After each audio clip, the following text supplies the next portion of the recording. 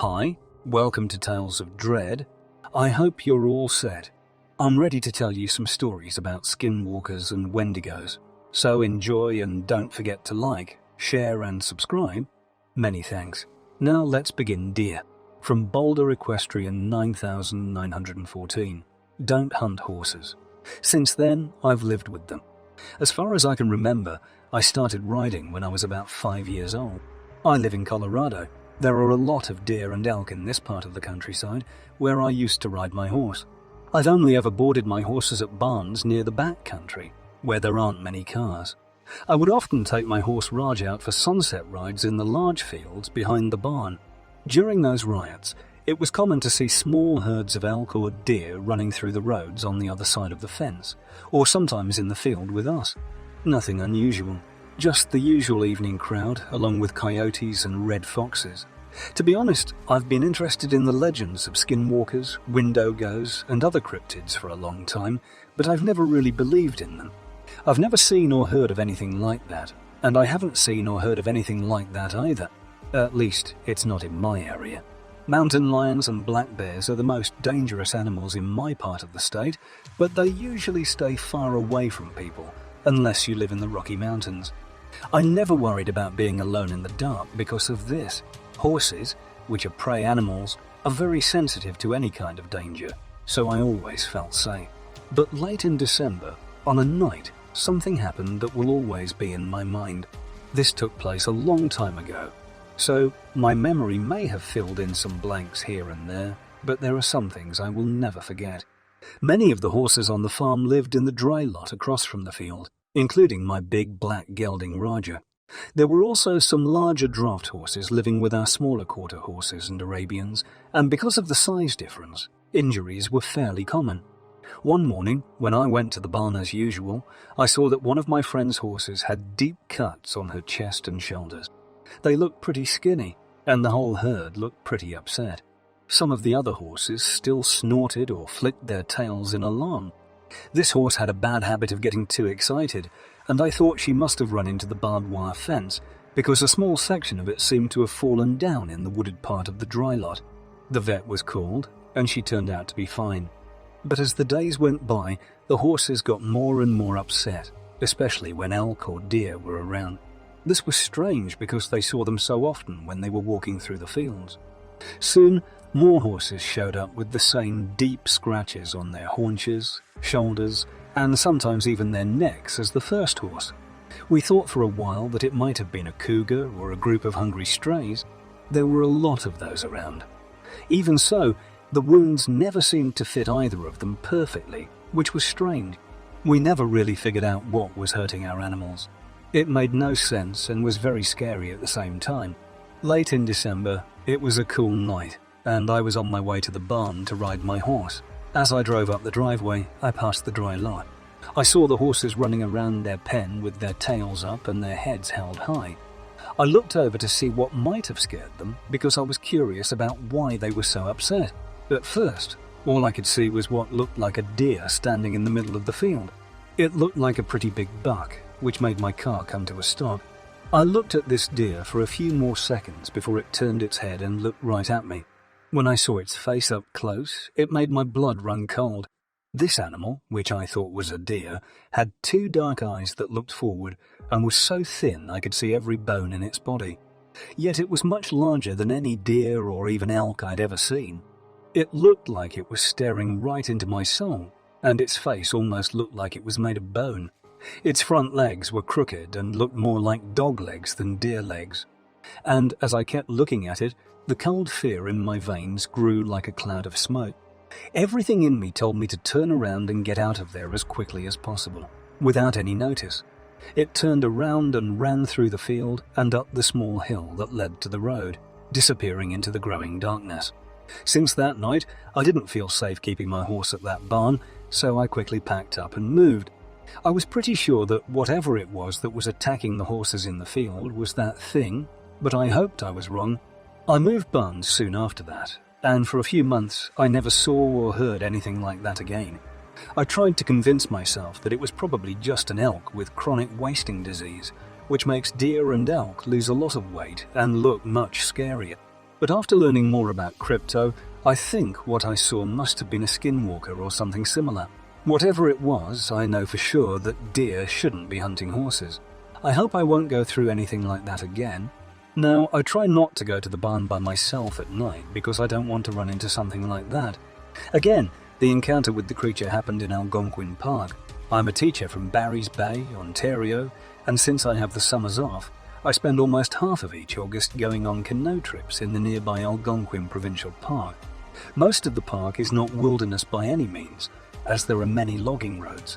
However, there are many protected areas with no logging or infrastructure, and these are my favourite parts. Some of these protected areas are so big that they are bigger than most other provincial parks. I went to Lake Levis by myself in August to catch lake trout. Most lake trout spend the summer in deep water, so it wasn't really the right time for them. However, I was going to be busy in the fall, so I thought I'd try jigging in deep water. The trip started at an access point on Lake Obiango, which is a big lake with many branches that is often used as a canoe highway to get to the backcountry. Over the course of a few days, I went from OKC to OKT and go to Dixon Lake, which is connected to Lake Lavier by one of the longest portages in the park. When you first crossed from Dixon to Levis, the lake was beautiful. You go into a bay, and as you keep going, it opens up to a huge lake that, to a guy like me who had never seen the ocean, looked like a small sea. This lake is very far into the backcountry. Most of the time, you don't see a lot of other campers. But the only other person there on a canoe trip took my favourite spot on one of the islands, so I decided to try something different. I set up camp at the northernmost part of the lake and went fishing. It was very windy, which made it hard to steer my canoe. This is less of a problem when all my gear is in the boat, but I already had my camp set up. I decided to call it a day early and went back to shore before the wind blew me to the other side of the lake. Then I had a thought. I was close to a much smaller lake to the north of my campsite. A very short portage led from my site to the smaller lake. I got my fishing rod and a few small spinners and headed over there to try to catch some perch or panfish from the shore. At that point, it was getting late, so I wouldn't be there for long. I went up the portage and found that it led to a very swampy area. I went around the marsh and back, which took longer than I thought. I started fishing from shore as the sun was going down because it had taken me so long to get there. I buttoned up my flannel because it was getting a little chilly. With the cold wind, the lake was beautiful.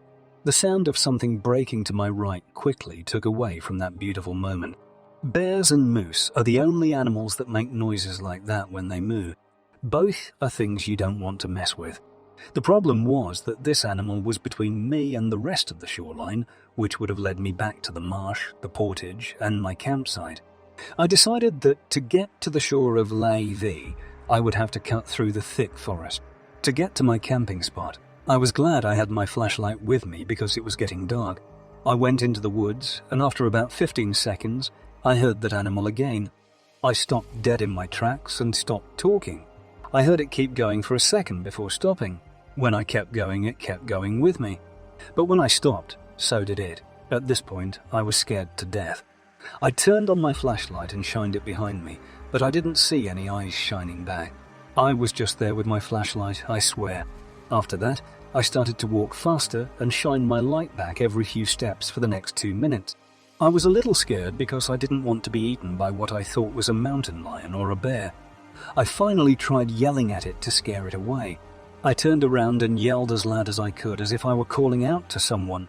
When I yelled back off, it was in my own voice. My whole world fell apart. After that, I saw a white head with no ears and big eyes peek out from behind a tree. I ran as fast as I could through the woods to get away from it until I got back to the water.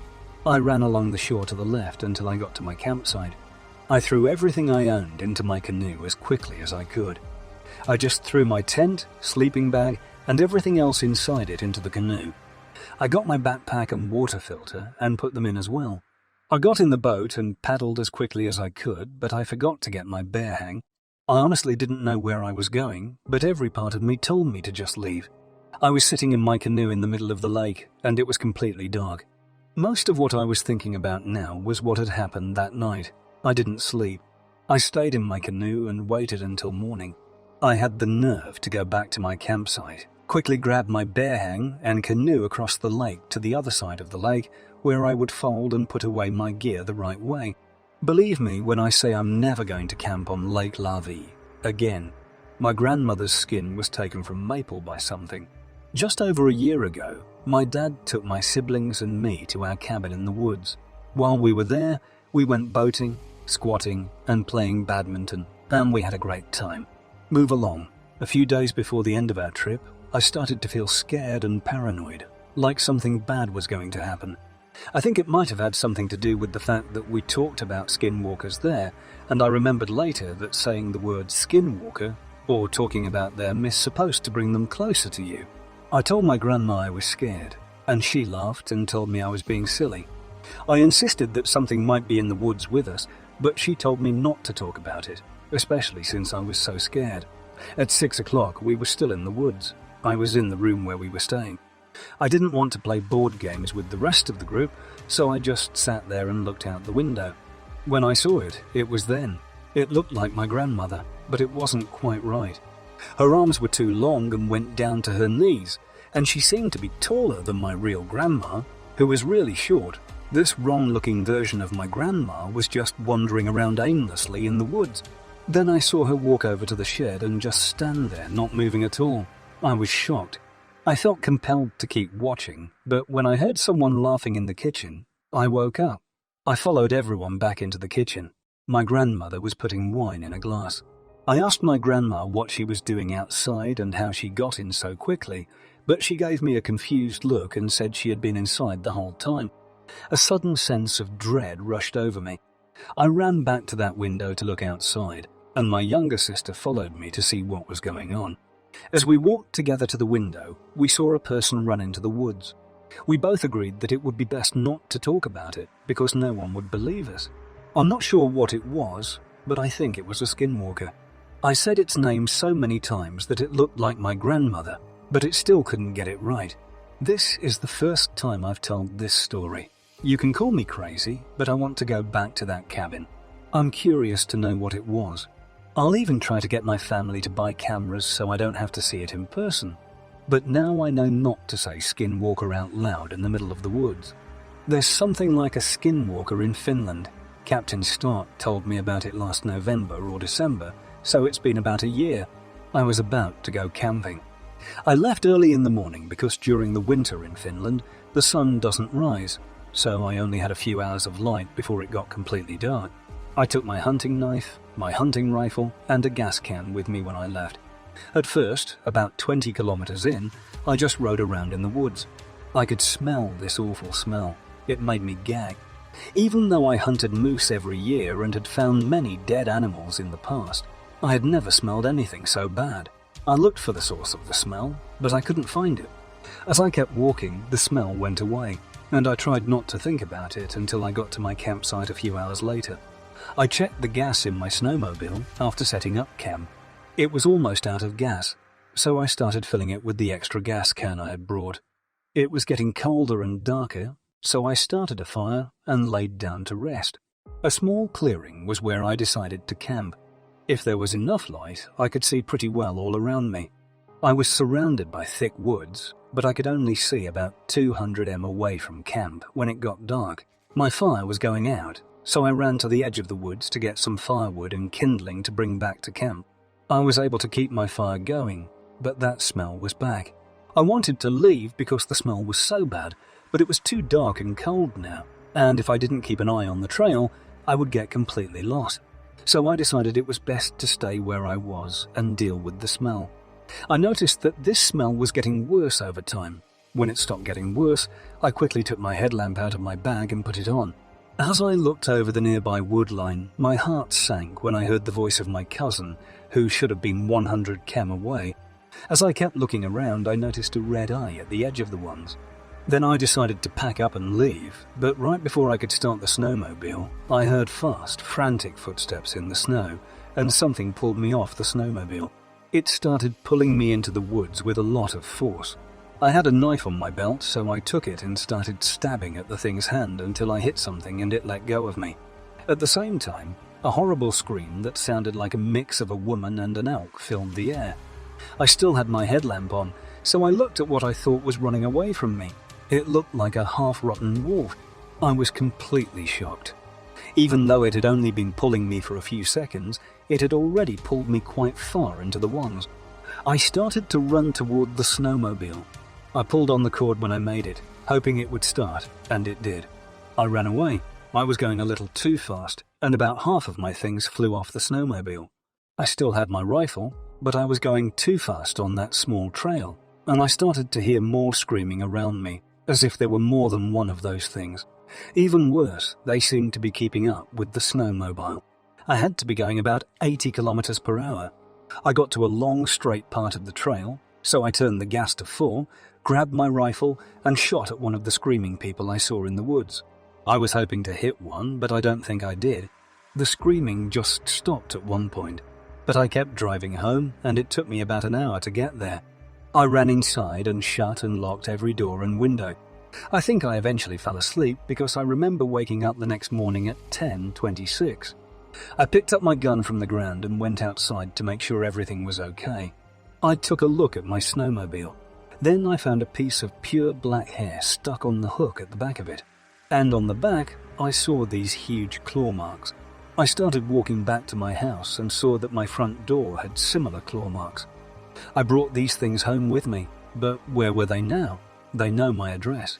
But thankfully, I haven't seen, heard, or even smelled them since then. People in Finland aren't supposed to have skinwalkers or wendigos, so I haven't told anyone about this. Every time I hear my cousin's voice, I remember this scary trip all over again. I don't hunt as much as I used to, and I've moved closer to Rovaniemi, the closest city. I still haven't been to the forest. That trip gave me a lot of nightmares. Skinwalker at Scout Hall from NG. Foxy, 666. When I was 10, my friend Joe and I did scouts. Joe and I once went to the Scout Hall for a sleepover with video games. All the other kids ate pizza and drank soda, but Joe and I played in the corner. Joe was my best friend, even though we didn't have the same interests. Even though it got dark, we still got along. People started to watch a movie. I honestly can't remember what movie we were watching because Joe and I were mostly just whispering to ourselves in our own little corner. Soon, we got up and went to get some pizza and soda. I only ate a few pieces of pizza because it always made me feel sick. About 30 minutes later, I started to feel sick. So I got up and asked Joe if he would come outside with me to keep me company while I got some cool night air. Now, our scout hall was a small wooden cabin near some trees. Nearby, there was a highway and a stream. That night, Joe and I went out the back door to get some fresh air. The back door faced the forest. It was very cold, but also nice and cool. We stood outside and talked while looking into the forest. Joe told me something about our friend, a girl who lives on his street and was my best friend in elementary school.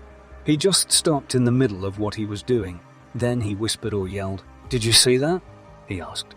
He pointed to the 3 trees that were very close to each other and said, "That's what I asked you." I squinted, looked really closely, and waited about 15 seconds before I finally saw it. A pale shadow darted from tree 3 to tree 1. How could that be? I was shocked and couldn't believe what I was hearing. Then it happened again.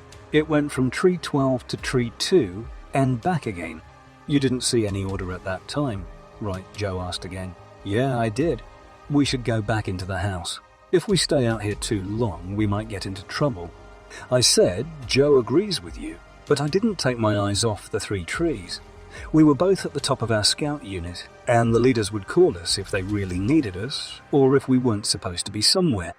The rest of that night was quiet, and everyone went to sleep except for Joe and me. We stayed up and talked quietly about our lives until everyone else fell asleep. Back then, we lived about 1 km apart, and it took about 15 minutes to walk from his house to mine. But it seemed like we could talk for hours and hours. Then, at 11:36, we heard someone knocking. It was more like tapping long fingernails in a rhythmic pattern every few seconds. Tap, tap, tap, tap at the window across from us, pausing for a second between each one. From across the street, we could see the outline of a humanoid shape near the window. It was almost like something out of a horror movie. After about 30 minutes of just lying there is still a rock in our sleeping bags in the hallway as we look at each other with scared faces. It ended. Then we heard what could only be described as 4 bare feet stomping around, but there was no blood-curdling scream.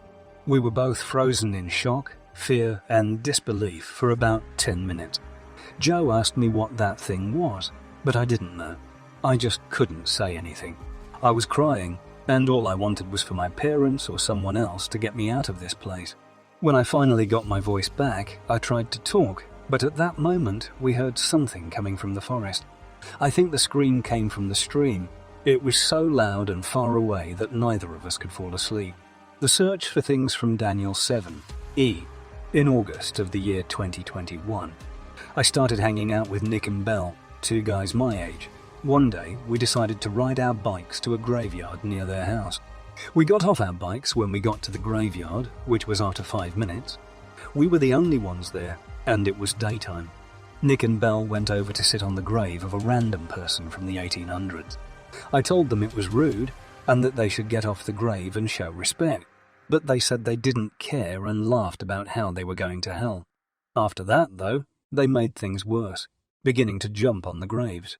I had a bad feeling about all of this, and I had the sudden feeling that someone was watching me from the corner of the graveyard as they played carelessly on the gravestone. I told them that I needed to go back home. I didn't like how I felt, and that was the end of that. When it was October, we started to look inside abandoned houses in the area. When we got tired of that, we would play Tell the Truth or Take a Dare. In the middle of the night, we even did some 3 a.m. We found challenges on Google, which I'm very sorry about. Chris, who was Belle's brother, was a very interesting person. He used to talk to me a lot about ghosts, legends, and myths, but I didn't really believe him when he said they were real. In December, Belle, his brother, and I got together on the trailer's back deck one night. The brother of Belle, Chris, told us about a word that the native people used to call skinwalkers to their place. He told one of us to go into the woods and say the word out loud, but we were all too scared to do it. So I said, "Why don't we all say the word at the same time?" We did, and as soon as we did, I felt a chill go all over my body. We stood on the back deck and listened for sounds. Suddenly, we heard what sounded like me and Belle talking in the woods. This made us run back into the house and lock the door behind us.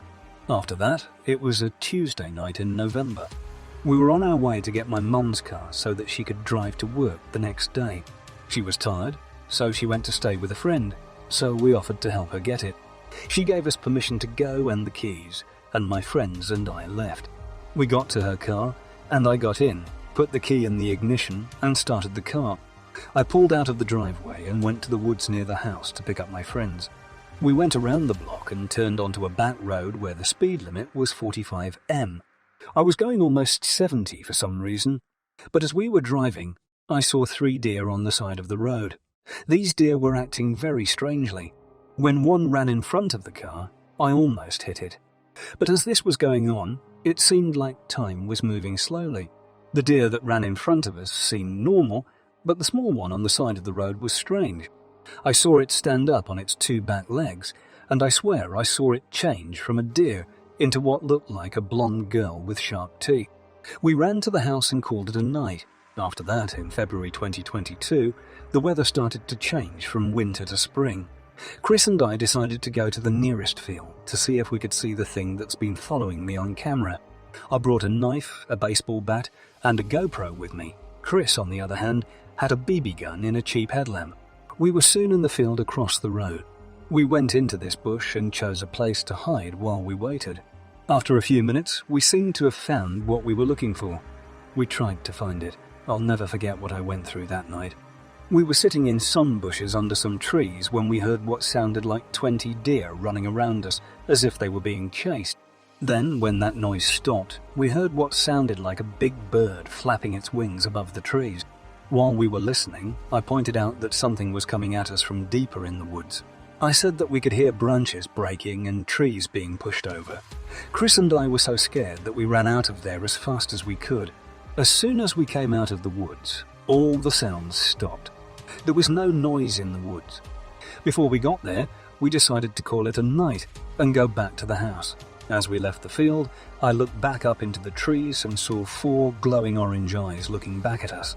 Chris told us to pretend we hadn't seen anything. We were walking down the street when I turned around and saw a woman in a dirty white dress when I looked back. Chris stopped to look when I told him about it, and as we watched, the woman in the white dress screamed and ran toward us. Luckily, we made it back to the house without getting hurt. Who knows what would have happened if it had caught us? My dad saw a skinwalker from Silver Bullet 54.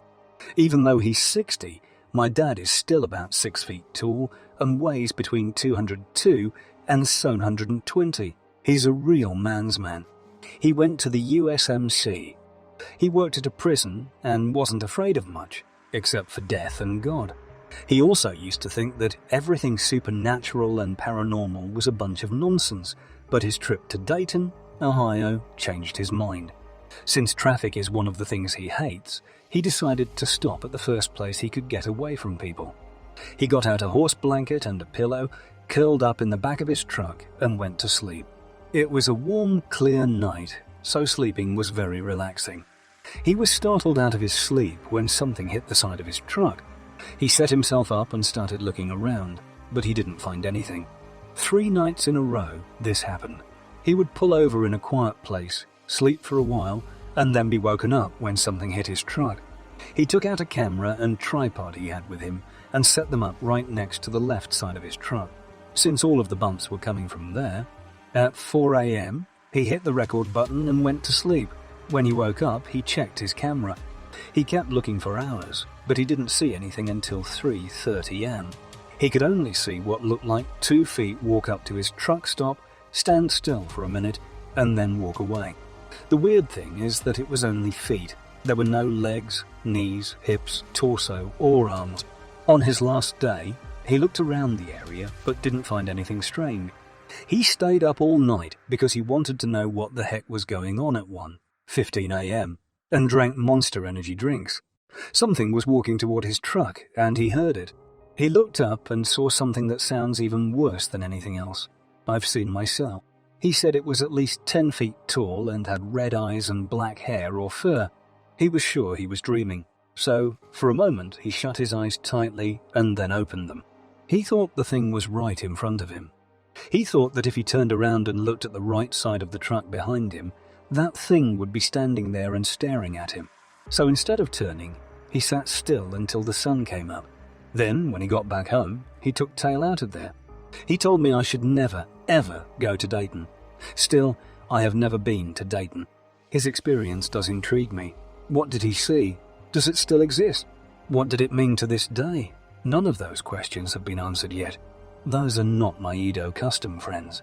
I live in Cincinnati, Ohio, and 3 of my online friends, Chad, Josh, and Emily, were coming from Cleveland, Ohio. Chad and Emily were cousins, and their grandparents lived nearby. They were coming over for the weekend, and since Josh lived nearby and also wanted to hang out with us on Saturday, they decided to bring him along. Like I usually do when I don't have homework, I was playing Oculus Quest. I don't go outside much in the winter, and I mostly play video games because it's like a break for me. Cross-country season ended about a month and a half ago, and this spring I'll be running track. My dad and sister were in the living room watching Christmas movies, and I was in the basement. I was playing a game when my phone let me know that I had a message. I thought about who it might be. I walked over to my phone and didn't know who it was. I'd forgotten that my friends would be here, and I usually forget to add contacts to my phone, but the text said, "We're at the door. Come on out." I was confused, so I went upstairs and looked out the window. When I saw them, I opened the door and came out to greet them. Then we just talked and played around as we walked around the neighborhood. I usually talk to them on Discord and FaceTime, so it felt strange. It was fun to hang out and finally meet Josh. I met him a year ago, and we've been friends ever since. I'd met Chad a few times before, so it wasn't as strange as meeting Josh for the first time.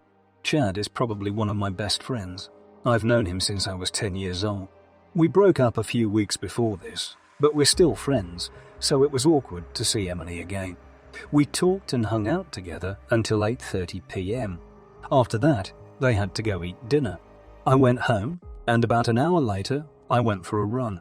Now I don't like going on runs, but my dad makes me do it. That's when things began to get strange. When I was almost done with my 2.5-mile run, I was happy with my time and almost beat my personal best. I was walking up the driveway when I saw a dark figure at the bottom of the hill in my backyard, which leads to the woods. It looked like the person was about 6 feet tall. I thought at first that Josh was 6 feet tall. I said, "Hey," to him. Then I stopped moving, and the shadowy figure's arms and legs started to twist, and I heard a loud cracking sound. It sounded a bit like when you keep cracking your knuckles. I ran for the door right away and locked it behind me. I remember getting cramps all of a sudden because I had just finished running. So, my quick run to the door made my chest and legs hurt, and my heart felt like it was going to burst. When my dad came up to me, he asked if I was done running. I told him I was and went up to my office and sat down at my computer. Look, I didn't want to tell him about the thing in the backyard because it would sound so strange. So I played video games with two of my other friends, Ben and Seth, to take my mind off of it. We stayed up until about 2:00 in the morning, online games. I did tell them what happened, but they didn't believe me, as you might expect. After that, I went to bed, and I didn't wake up for a few hours. The only strange thing that happened that night was a bird hit my window. That morning, my dad and sister had to go somewhere. I have no idea what it was. I didn't really pay attention because I was still thinking about what had happened the night before. My friends came back about 20 minutes later. I explained what had happened, and to my surprise, they believed me. Chad then told me about something else that happened in my backyard. Chad was over about 2 years ago. We were looking for an albino squirrel together in my backyard. My dad said that he saw us looking for a few hours before we found it. We saw this squirrel when? We were amazed. We've never seen anything like it. A white squirrel with red eyes that looked like tiny red buttons. When the squirrel saw us, it didn't run away.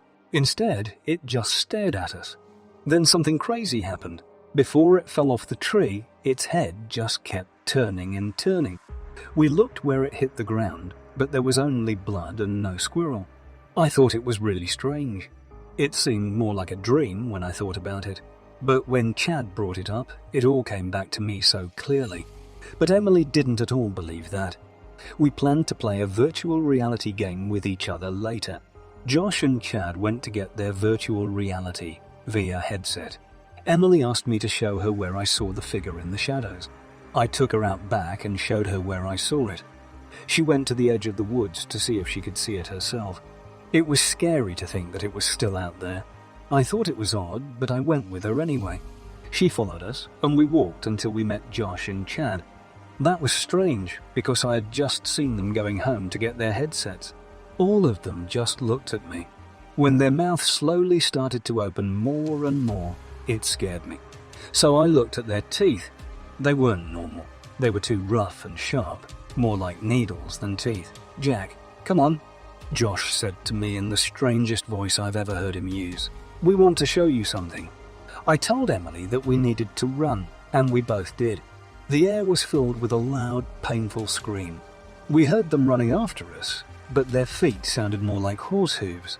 Just as we got to the top of the hill, Josh and Chad came back. At first I was scared, but I knew it was them when I saw that they were startled by us. I told them what Emily and I had seen. I looked back down at what I thought were Chad and Josh before they just stood there in the woods and stared at us. When I looked at the real Josh and Chad, they were frozen with fear. The monsters did not catch their attention. All eyes were on me, Jack. "What do you mean you were with Emily?" "She hasn't come." I froze. "Who was in the woods with me?" When I went back to where Emily was, I couldn't find her. When I turned around and looked down at those things, she was standing right next to them. I saw her head start to turn the same way that squirrels did. A few years ago, we ran into my house and locked the door as fast as we could. I started to wonder who I had been talking to, if Emily had not been here. Josh and Chad were also talking to her, so I know it wasn't just me. But when I asked them about it, they said it was just the three of us out there. When we looked back out the window, we could see them running back into the woods. When we thought it was safe, we walked back to Chad's grandparents' house nearby, just in case Josh got a knife. When she got there, Emily brought Starbucks back with her. She looked at us like she didn't know what was going on. "Why do you guys look like you saw a ghost?" She did, even scarier than a ghost. We told you. We saw things that seemed to be her, Josh, and Chad. The way she answered almost made me throw up. Well, to be honest, I'm pretty sure I saw someone who looked exactly like you, Chad, but they were way too tall and their face looked like it had been burned. As we drove home, this person looked at me through the car window. After hearing that, Chad's face got even paler, and they left a little early because of it. Since these things happened, I've talked to them a few times, and we've tried to tell our other friends, but no one really believes us, except for a friend named Adam, who says he saw something similar, something that looked just like his little brother. We haven't told anyone else about what we saw. Josh, Adam and I looked into it more a few days ago, and we think what we saw might have been a skinwalker, but we can't be sure with something like this, hunted from Country Rebel. This is an old story that my grandfather told me long before I was born, but he gave me some background about it one night. He lives in the woods with my grandmother in Washington State. My parents and I go see them every so often. My grandpa is a country guy and a good storyteller, among other things. I always loved hearing what he had to say. On a fall weekend, we went to their house to see them. We always talked about how things are going and about things we used to do. My grandpa would sit in his chair outside at night. This night was no different, except that he was staring into the woods as if something was out there. I asked, "What comes to mind?" He sighed, and then asked me in his son's old southern accent, "You believe in things you can't explain?" "I don't know of any." "Why?" "Well, I did something long ago, before you were even born." I think now is a good time to tell you this story. He was very serious when he said this. "Okay, I'm listening," I said, a little bit excited. Then he began to tell his story. It started when he went into the woods alone to hunt for 5 days. He had everything he would need for the trip in his bag. His favorite weapon was a rifle with a lever on the side. When everything was ready, he gave his grandmother a kiss and drove to his hunting spot. He swore that he saw shadows in the trees as he drove through those woods. Not just any shadows, but strange figures that looked like people. He brushed it off because he thought it was a group of hikers. Grandpa knows the wilderness like the back of his hand. Once he got to his spot, he set up camp and started walking through the brush to look for deer, elk, or moose tracks. So he wasn't afraid of getting lost. Several hours of walking and talking on the phone. Nothing got through. At that point, he started to feel like he wasn't the only one out there. He noticed that the birds and bugs were suddenly quiet, and he knew that when the woods were quiet, a big predator was nearby. He thought it could have been a bear, a pack of wolves, or a cougar. He stood still for a few minutes, but no one came by. As the sun started to go down, he started walking back to his camp. He made it back home in the end, roasted some marshmallows, and then went to sleep. He went back to the woods the next day and picked up where he left off. Not long after that, he came across the entrance to a cave. He didn't go in because he thought there might be a bear in there. So he kept hiking for a while. After a while, he smelled what he said was rotting flesh and mud. It made him want to gag. Then that feeling of no longer being alone came back. He kept walking to get away from the smell and feeling, but he could still smell that horrible smell. No matter where he went, the smell seemed to follow him. Then he told me that he started to see things moving in the trees. He got his gun ready just in case, but then everything went quiet, and he heard what sounded like low talking. He finally figured out that it was saying his name John, but the voice sounded more like his grandmother Jess. He got back to her. "Help me," it said. "I'm hurt." My grandfather was scared and didn't know what to do. He swears that something hard hit the back of his head at that moment. He lost consciousness for a moment, and when he woke up, it was pitch black all around him. He quickly rushed to get his phone. At the very least, the light from the phone's screen would help. He felt like he was surrounded by sharp rocks. He was in a cave, and his head was hurting. As he crawled along the ground, trying to see as much as he could through his phone screen, his eyes slowly got used to the dark. Then he hit something with his hand. At first he thought it was just another rock, but this one felt smooth, and when he picked it up, he almost screamed when he realized it wasn't a rock but a human skull. He started to look around and search more. He found a huge number of bones, both animal bones and human bones. He had never felt more horrified. He then heard a screeching sound. It didn't sound like a man, only partly the rest of that scream sounded like an elk. He was so scared he needed to find a way to defend himself. Luckily, he found his rifle. He grabbed it and hid behind a large outcrop in the side of the cave. He began to hear heavy footsteps approaching the cave. He took out his phone, trying to make out what it was. Then he saw it. It was no ordinary animal. He described it as looking human, but whatever it was appeared to have not eaten in months. He could see its bones through its skin. Its arms and legs were so long and thin. It had hands like a man, but its fingers ended in claws. He swears he saw something like a bony tail. As for its head, that looked more like a deer skull, with sharp canines at the front of its jaw, and human-like teeth at the end of it. There were antlers on its head running down its back, and its eyes seemed to glow in the darkness. He had no words to describe what he was feeling. Then the thing spotted him soon enough, and my grandpa fired at it. The creature began to screech in pain. It jumped on him, pinning him to the ground and opening its maw. That horrible smell came out of it. My grandpa then latched onto one of its large fangs and yanked until the thing came out. With one rapid movement, Grandpa stabbed the thing in the eye with its own thing. It fell backwards, but my grandpa followed through, jabbing the thing more and more until it stopped moving. Only then did he breathe a sigh of relief. He made his way slowly and steadily to the entrance of the cave. Then he made his way back to camp, packing everything and making his way home. When he got back, my grandma saw him in a complete mess. She tended to his injuries. While my grandpa told her everything, she was in shock. When he finished telling his story to me, I asked him where, so he really killed it. He then pulled something from his pocket. This is all I brought back with me that day, he said. He gave it to me and told me that was its thing. Well, did you ever find out what it was? I wondered. Well, son, I did learn its name. Some folks call it the Wendigo, and I'm not the only one who encountered one poor souls who were unfortunate became victims of that creature. He answered surprisingly. I believed him. Word of advice to you. Don't go following voices in the woods, especially the ones you know, and listen to your instincts, because it might as well save your life. You hear me? I nodded quickly after hearing my grandpa's story. I had many thoughts running through my mind. But if I find myself in the woods, I'm going to recall that advice: never follow the voices, follow my instincts, understand that I'll never know if I'm being hunted myself. Thank you for listening.